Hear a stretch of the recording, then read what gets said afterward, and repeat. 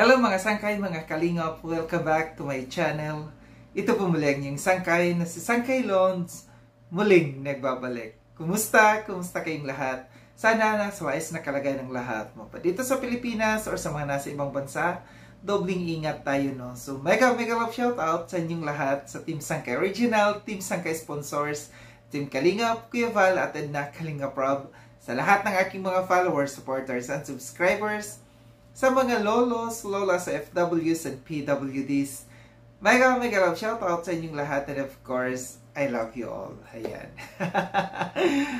Mega love shout out sa lahat ng Kalingap Partners, Team Kaliwat, at sa lahat ng aking mga sponsors. Kay Tita Bing, ang kanyang YouTube channel ay Horbin TV Vlog. Subscribe po natin. Ang tita kong Vayot, si Tita Mina Jaramillo. At ang pinaka-gorgeous sa lahat, si Mamita ng San Diego, California. Also, hello sa aking bagong friend, si Manay Tere ng San Diego, California din. No? Sa lahat ng mga nagmamahal kay Sangkay, mega love shoutout sa inyong lahat. So ngayong araw na ito mga Sangkay, dito sa Pilipinas, medyo umaaraw na.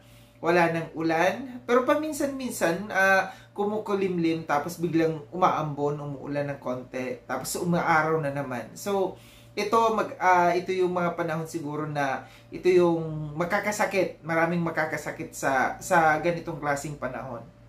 Ayan, sa mga binaha, for sure, sigurado ako ngayon na mga naglilinis kayo sa mga nangyari sa inyo, no? So, ingat ang lahat. So, ngayong araw nito mga Sangkay, wala akong masyadong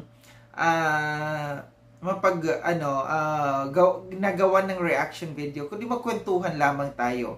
Na-miss ko yung mga Marites. Mga Marites, pasok.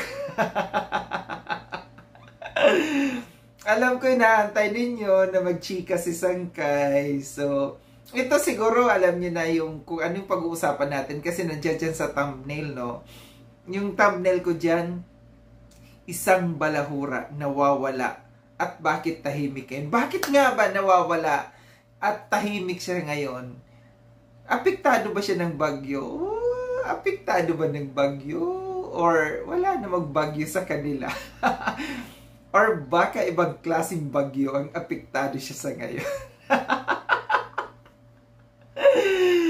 Ay nako, siguro napansin ko kasi, no?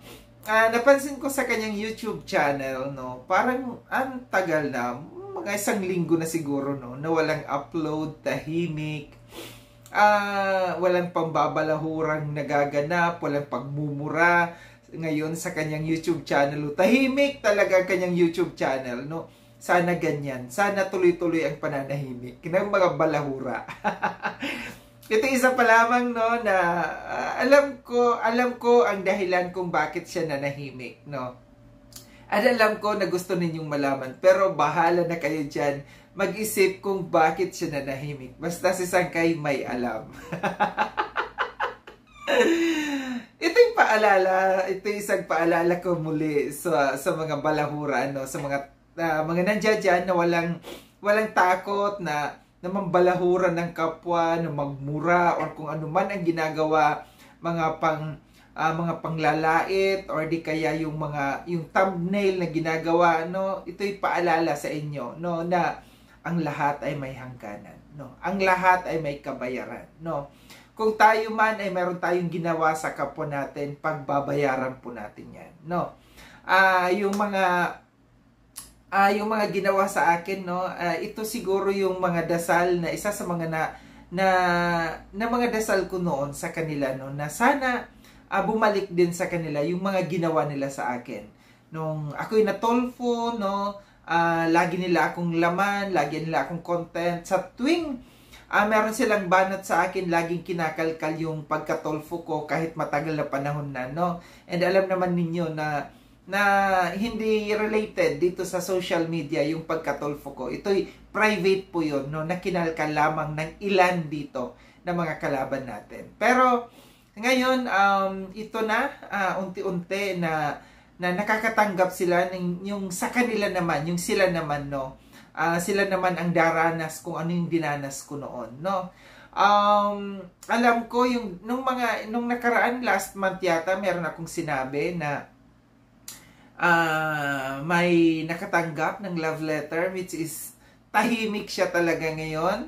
Hindi niya ipinaalam kung ano ang nangyari. And alam ko na ongoing yung proseso, at kung ano man yung tama, yung nasa legal, no, dapat nasa legal na proseso yung ginagawa sa ngayon, no.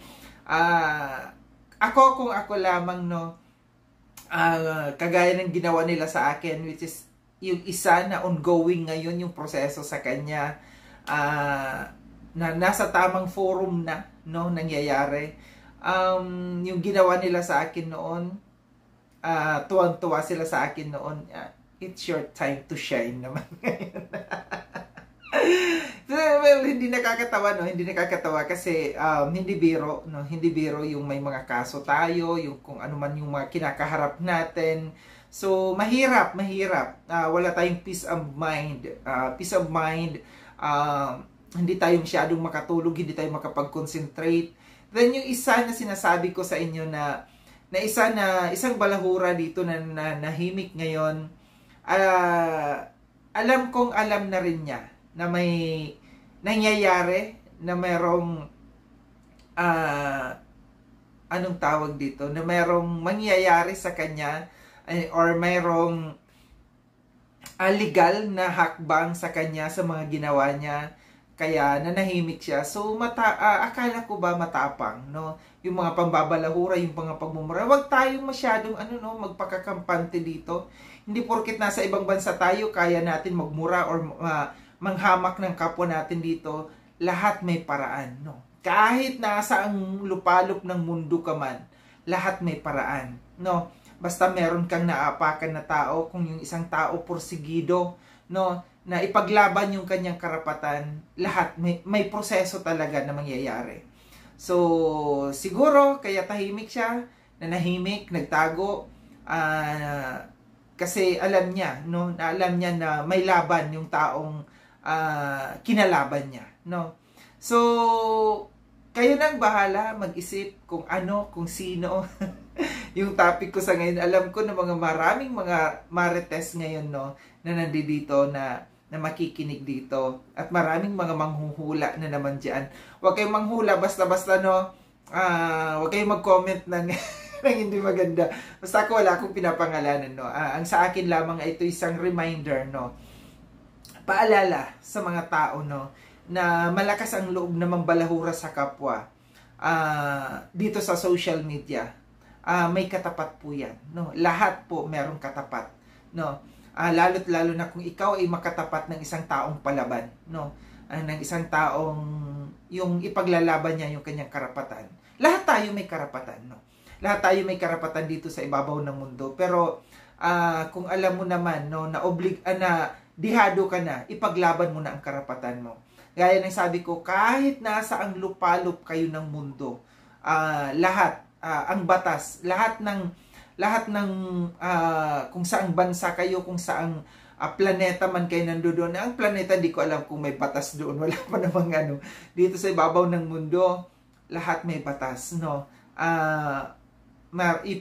Kung ikaw ay mayroon kang karapatan, kung alam mo kung ano yung karapatan mo, ipaglaban mo. Kasi kung lalo't lalo na kung pagkatao mo na ang ginuyurakan, no. Kaya paalala muli, no, sa mga balahura, sa mga malakas ang loob magmura or kung ano man ang sasabihin na hindi maganda, paninira sa kapwa, yun po'y may katapat, no. Makakahanap kayo ng katapat. Siguro noon, malakas ang loob ninyo, hindi nyo iniisip na ito'y merong karampatang parusa sa inyo, yung masaya kayo, no, kasi chini-cheer up kayo dyan, chini-cheer kayo ng mga viewers ninyo. Sige, go, balahurain mo, magmura ka dyan. Hindi ninyo alam na kayo ang maapektuhan. Yung mga nag-cheer sa inyo dyan, sa mga comments, pagka kayo mga nagla-live, no, hindi po kayo matutulungan yan.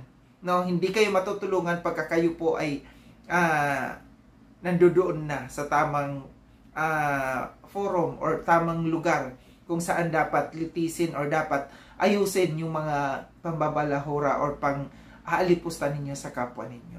So ito lang yung aking reaction or reminders sa mga social media influencer Dapat gamitin ang pagiging influencer, hindi yung pangbabastos or pangbabalahura dito sa social media. Maging aware tayo sa ating mga sasabihin, lalo't lalo na kung mga libelous na yung mga sasabihin natin, no. Mag-isip-isip tayo, lalo't lalo na kung tayo ay may edad na.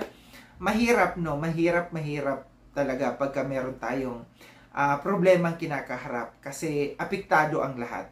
Muli, maraming salamat mga sangkay, no, sa panonood.